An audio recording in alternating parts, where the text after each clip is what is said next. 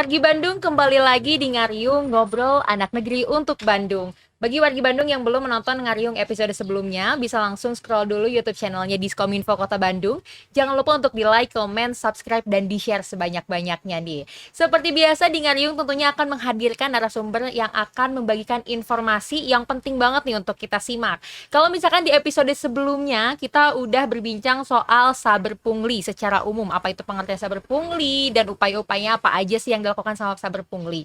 Nah, kalau sekarang tentunya ada kejahatan, tentunya juga ada penindakan gitu ya, karena memang yang namanya pungli itu seperti yang sudah dijelaskan di episode sebelumnya, melakukan pungutan di luar ketentuan yang berlaku. Berarti itu adalah suatu tindakan yang seharusnya tidak dilakukan nih, biasanya dilakukan sama oknum-oknum jahil.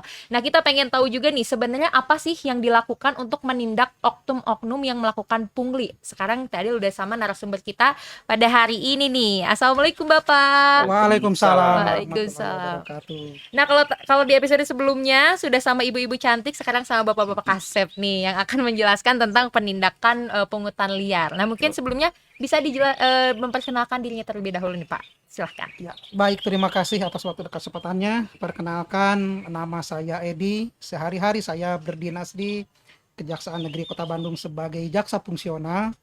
Kemudian di Saber Pungli, saya sebagai bagian dari Pokja Justisi. Nah, demikian saja barangkali. Baik, nah mungkin Bapak Saya silahkan. dari Pokja Penindakan di Saber Pungli. Sehari-hari saya di Satreskrim Polrestabes Bandung. Ya. Nama saya Bambang Saindra. Sebenarnya itu udah dijelasin juga sama Bu Sally dan juga Bu Indah mengenai saber pungli secara umum gitu ya Pak. Mungkin sekarang kita akan lebih fokus sama penindakannya nih Pak. Karena kan memang yang namanya sesuatu yang salah itu memang harus ditindak gitu ya Pak, supaya tidak terulang lagi.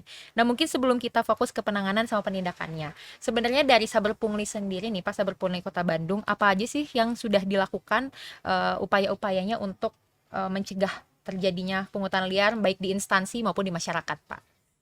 Oke. Barangkali yang pencegahan tadi sudah ya sama narasumber tadi, pencegahan. Tapi pencegahan itu pada umumnya kita memberikan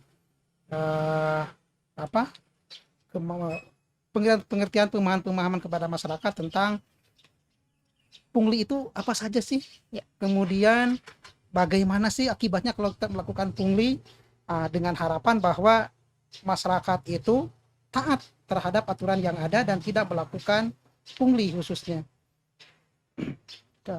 Nah, mungkin itu ya. Jadi memberikan juga pengetahuan seputar pungli juga dan Iya. akibatnya gitu ya, Pak. Betul, Kalau misalkan betul. memang melakukan pungli. Jadi intinya masyarakat ikuti aturan lah. Jangan Betul. pengen cepat, kan biasanya kan pengen cepat Ya. bayar gitu kan. Betul. Jadi ikutin aja aturan. Toh sekarang birokrasi juga udah dipangkas gitu ya. Ya. Jadi udah mulai cepet lah kalau kita berurusan ya. Kalau mau bikin SIM, katakan kalau di kepolisian tuh SIM, ya antri aja, ikutin jalurnya gitu. Sama gitu. Betul. Nah, mungkin sebenarnya kan yang namanya pungli itu juga salah satu sesuatu kejahatan mungkin ya Pak, kalau misalnya kita bisa bilang seperti itu. Nah, biasanya apa aja sih Pak yang menyebabkan terjadinya pungutan liar gitu Pak? Banyak sih sebenarnya kalau pungli ya Pak. Karena orang pengen cepet, karena satu, dia pengen pungli, dia pengen cepet bayar, itu satu Ya. nyogok. Kemudian mungkin ada peluang Betul. dari kan ekonomi pekerjaan juga ya. Ya. Lihat itu kan rame-rame banyak. Contoh tadi parkir liar. Jadi Betul. masyarakat yang ada di sekitar itu kita parkir gitu. Betul. Ada peluang. Ya. Karena ekonomi lah satu, intinya faktor ekonomi juga yang Oh, mendasar. baik. Nah, mungkin kan untuk di kalangan masyarakat sendiri ya, yang namanya pungli mungkin yang familiar itu hanya sebatas bayar parkir liar aja gitu Pak ya, tahu. Tapi sebenarnya jenis-jenis pungli itu apa aja sih Pak? Terutama yang marak terjadi gitu Pak. Ya, Silakan. pungli itu sebenarnya banyak perbuatannya. Ya. Tapi secara umum pungli itu kita kelompokkan saja sebagai kategorinya ya. Ya. Kategori pungli. Jadi yang sederhananya misalkan tadi melakukan Nyogok gitu lah. melakukan pungutan-pungutan yang tidak ada dasar hukumnya, Ya. intinya seperti itu. Tetapi secara luas kategori pungli itu bisa sebagai pemerasan. Ya. Nah, di mana kategori pungli bisa sebagai pemerasan apabila seorang pegawai negeri atau penyelenggara negara berbuat menguntungkan diri sendiri dengan menyalahgunakan kekuasaan dan memaksa seseorang untuk memberikan sesuatu Nah, baik. atau meminta bayaran di luar aturan. Ya. Nah, kemudian itu sebagai pemerasan. Jadi ada di situ paksaan. Ya. Dia membuat sesuatu kepada pihak luar, meminta dengan cara yang memaksa, Ya. baik secara halus ataupun misalkan secara terang-terangan. Kemudian sebagai suap nih, ini sebagai suap apabila masyarakat ingin mendapati perlakuan khusus dari penyelenggara negara dengan memberikan uang atau barang sesuatu kepada petugas lah di sini ya. Itu sebagai suap. Di sini kalau suap, kalau tadi pemerasan yang berperan dominan itu orang yang menginginkan, misalkan sini pejabat negara meminta sesuatu. Nah, kalau suap ini misalkan dari masyarakat. Nah, dari masyarakat misalkan dia menginginkan tadi pelayanan yang lebih cepat. Dia melakukanlah, dia memberikan sesuatu agar dia mendapat prioritas misalkan. Kemudian juga sebagai bentuk gratifikasi. Ini di luar pemerasan dan suap. Nah, gratifikasi ini terjadi jika masyarakat memberi uang kepada penyelenggara negara untuk misalkan sebagai hadiah. Nah, yang tentu ada hubungannya dengan tugas dan kewajibannya petugas tersebut. Karena ketika tidak ada kaitannya dengan tupoksinya seorang petugas, mungkin orang itu tidak akan memberi sesuatu, gitu kan? Nah, itu barangkali yang disebut sebagai bentuk gratifikasi. Itu kategori pungli secara luas ya. Jadi ada 3, pemerasan, suap, dan gratifikasi. Oke, terus tadi yang dikatakan juga mengenai di bidang di sektor apa saja nih pelayan yang rawan pungli. Betul. Bahwa berdasarkan hasil kajian dari Inspektorat Jenderal Kementerian Dalam Negeri beberapa tahun yang lalu, diketahui ada sekitar 7 sektor pelayanan. Itu sektor perizinan, karena sektor perizinan orang membutuhkan izin, kemudian sektor pendidikan, kemudian ada hibah dan bantuan sosial, kemudian ada di sektor kepegawaian, kemudian dana desa, pengadaan barang dan jasa, dan juga di sektor peradilan. Itu berdasarkan hasil kajian dari Inspektur Jenderal Kementerian Dalam Negeri. Baik.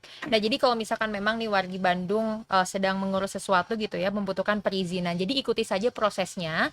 Jadi karena kan tidak ada yang instan juga ya, Pak ya. Ketika kita mengikuti itu secara instan ya, tentunya pasti akan ada oknum-oknum yang muncul ya, Pak ya, untuk mempercepat proses itu. Baik. Nah, mungkin tadi kan juga ada beberapa kategori dari pungli. Untuk penindakannya sendiri seperti apa sih, Pak? Apakah hanya damai di tempat kah atau ada lanjutannya? Seperti apa? Ada penindakan kita dapat nih dari tim Satgas, kita dapat tindakan, kita tangkap, kemudian kita nanti dirumuskan lah di situ.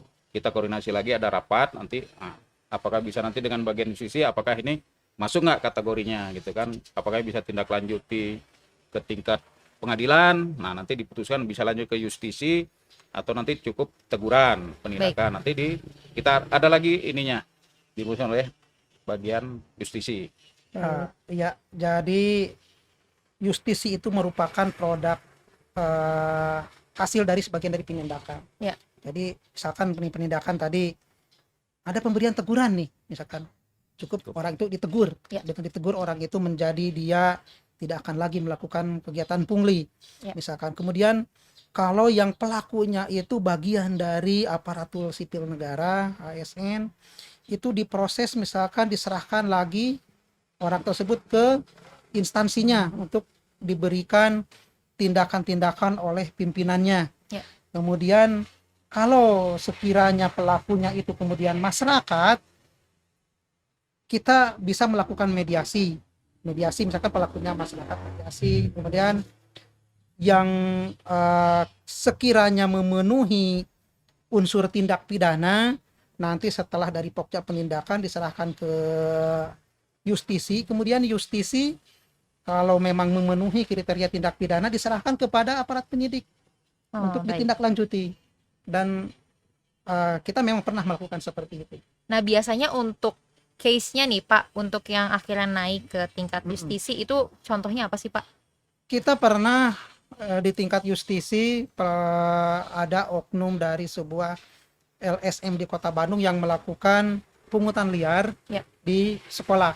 Kemudian dilakukan penangkapan dan kemudian dilakukan kajian-kajian di Saber Pungli, dan berdasarkan kajian itu memang itu patut untuk ditindaklanjuti dengan cara penegakan hukum yang lebih lanjut. Nah, oleh Saber Pungli kemudian diserahkan kepada penyidik Polrestabes Bandung untuk ditindaklanjuti, dan kemudian setelah itu kemudian berjalan alur sebagaimana mestinya sampai kemudian diputus bersalah oleh pengadilan negeri. Baik. Itu ada juga yang seperti itu. Oke, nih Pak, mungkin juga dari tahun lalu, mungkinnya kita nggak usah jauh-jauh nih, mungkin tahun lalu. Ada berapa case sih Pak yang udah ditangani sama Saber Pungli Pak? Untuk kalau kasus karena kita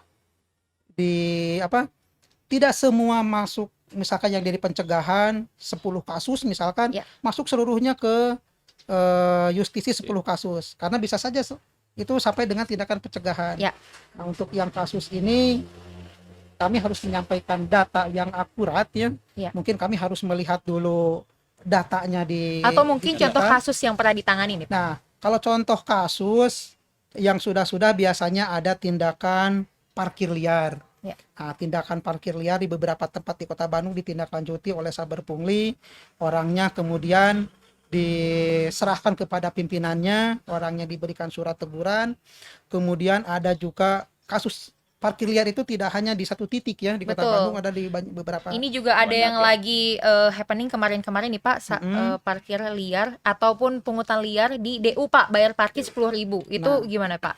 Nah, itu yang seperti Mbak sampaikan itu masih di dalam tahap pendalaman oleh Pokja Intelijen. Baik. Nanti dari Pokja Intelijen, kalau misalkan memang perlu nanti ditindaklanjuti oleh penindakan, baru nanti ditindaklanjuti. Baik. Nanti Pokja Intelijen biasa hasilnya apakah ditindaklanjuti atau memang tidak terpenuhi. Ya. Misalkan karena Pokja penindakan nanti akan melakukan pendalaman apakah ini misalkan terjadi di Kota Bandung, apakah ada aturan yang dilanggar. Nah, kalau misalkan memang ada semua itu baru dilakukan penindakan. Tapi untuk yang sampaikan tadi, sepengetahuan kami bahwa itu masih di dalam intinya seperti penyelidikan Masih penyelidikan lah dulu. Baik. Kemudian memang ada banyak kasus, Ya. saya juga tidak ingat beberapa waktu ke belakang banyak yang tindakan-tindakan tadi sudah dilakukan oleh Pokja penindakan, cuman ya yang masuk ke ranah justisi memang tidak terlalu banyak gitu. Tapi apapun itu, bahwa Saber Pungli sudah melakukan tindakan-tindakan yang diharapkan untuk di kemudian hari menjadikan masyarakat melek, masyarakat nanti tidak lagi untuk melakukan pungli. Betul. Nah mungkin Pak, setelah naik ke justisi gitu ya, hukuman apa sih yang mungkin diberikan kepada oknum-oknum yang melakukan pungli? Ya. Supaya tahu juga nih. Jadi kan Nah, kalau misalkan betul. mau melakukan pungli, mikir-mikir lagi, oh takutnya ada ini ya, atau seperti Ya, apa Pak? betul. Kalau nanti bicara masalah hukuman, tentu itu adalah putusan pengadilan ya. Ya. Dan putusan pengadilan itu tentu nanti didasarkan juga terhadap pasal apa yang dilanggar. Ya. Nah, untuk yang sudah kemarin yang melakukan pungutan liar dengan cara kekerasan, kita bawa ke persidangan dengan menggunakan pasal 368. Secara umum pasal 368 itu adalah melakukan pemerasan. Ya. Kemudian hakim memeriksa dan memutus orang itu bersalah melakukan pemerasan dan diputus pidana penjara. Oh, akhirnya penjara ya Pak ya? Iya, pidana penjara Baik. akhirnya. Jadi kita sampaikan nih kepada masyarakat bahwa melakukan pungli itu resikonya tidak main-main. Betul. Tidak main-main. Mungkin dapatnya hanya ratusan ribu, tapi Iya, hukumannya betul. luar Nggak biasa. sepadan gitu. Iya. Betul, Rugi betul, dia. betul. Nah mungkin ini sekaligus menjadi penutup nih Pak. Pesan untuk wargi Bandung yang lagi nonton agar terhindar ataupun tidak melakukan pungli nih Pak, silahkan. Ya baik, jadi kami ingin berpesan nih dari Saber Pungli bahwa kita harus memahami pungli itu baik menurut etika atau menurut hukum atau menurut agama merupakan perbuatan yang tercela. Ya. Nah, kemudian dampak dari pungli itu sangat luas sebenarnya. Itu diantaranya menyebabkan ekonomi yang tinggi. kemudian tidak ada lagi kepercayaan kepada aparat negara. Ya. Kemudian dampaknya pelayanan publik yang tidak maksimal. Baik. Kemudian dapat melemahkan daya saing Betul. dengan adanya pungli itu. Kemudian kita perlu keteladanan gitu kan, keteladanan baik kepada masyarakat dan kemudian kepada anak cucu kita, Betul. bahwa ini adalah sebuah perbuatan yang memang sangat dilarang karena akan merugikan baik orang lain maupun diri sendiri. Baik. Nah, mungkin Barangkali bisa menambahkan, tambahkan, Pak. silakan. Tambahan, kalau tambahan dari kami, istilahnya masyarakat jangan juga terlibat pungli. Kenapa? Ya ikutin aja lah aturan gitu. Jadi Betul. tertib, karena kalau kita tertib ya lancar-lancar aja gitu. Jadi Betul. tidak menghambat yang lain gitu. Jadi nanti Ya. ada terjadi kesenjangan sosial kan. Tiba-tiba yang antri depan ya depan, nanti jangan Betul. di belakang dia pengen cepat, dia Iya. dengan kasakusuk jadi nggak enak. Jadi akan merusak tatanan yang sudah diberikan oleh aparatur penyelenggara negara itu.